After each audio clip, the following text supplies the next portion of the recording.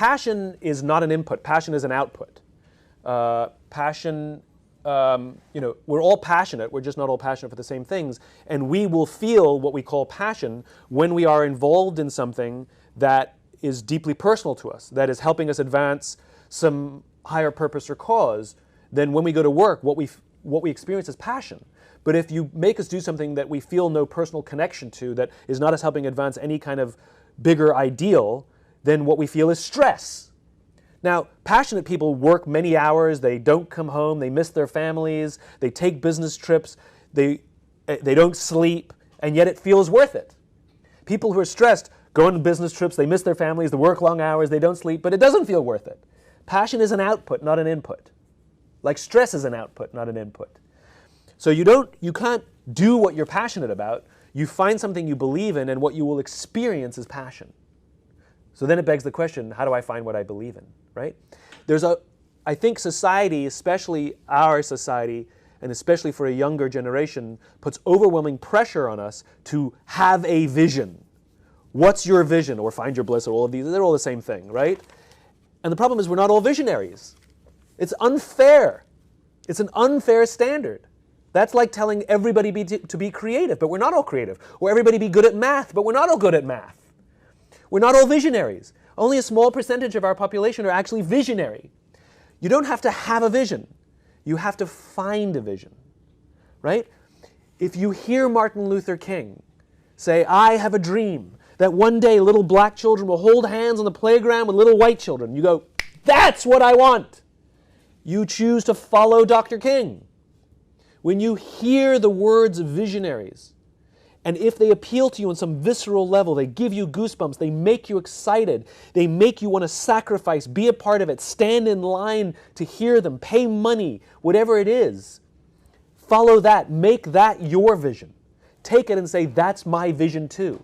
You can adopt someone else's vision and make it your own. That's what we call a following. Is we have taken the visionary's vision and we have chosen to follow that vision ourselves. We are followers. That's a good thing. There's no difference between the visionary and the follower. We both see ourselves in service to something bigger than ourselves. Whether you are the originator of that idea or not is irrelevant. What it does is fuel passion. What it does is fuel conviction. So we don't have to have a vision, but we do have to find one. And so read books, watch TED Talks, read articles, be in life, watch videos, go out, seek, find, listen to leaders, corporate, political, whoever. And when something resonates with you, even if you don't know why, that then you can adopt. And you can take it upon yourself to use your own talents, your own gifts to help advance whatever that cause is. Right? So I have a cause. I have a crystal clear vision of the world I want to live in. I imagine a world in which the vast majority of people wake up every single morning inspired, feel safe at work, and return home fulfilled at the end of the day. The gift that I have committed to help advance that cause is the ability to put some of these ideas into words that other people can relate to. When you do a jigsaw puzzle, the first thing you do is lean the box against the wall.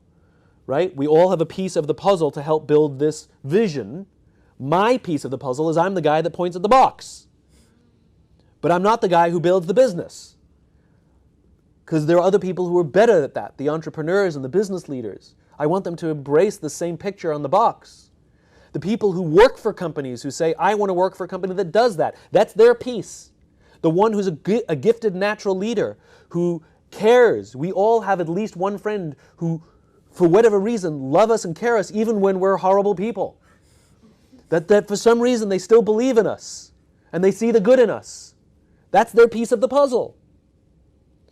And so we have to commit our gifts. The reason they call them gifts is because they're forgiving. That's what gifts are. They're for giving away. If you have a gift, it's not something you take, it's something you give. So I think we have to find a vision and commit our gifts to help advance that vision. And the great leaders are the ones that can put that vision into words so clear that we can then recite that vision as if it were our own.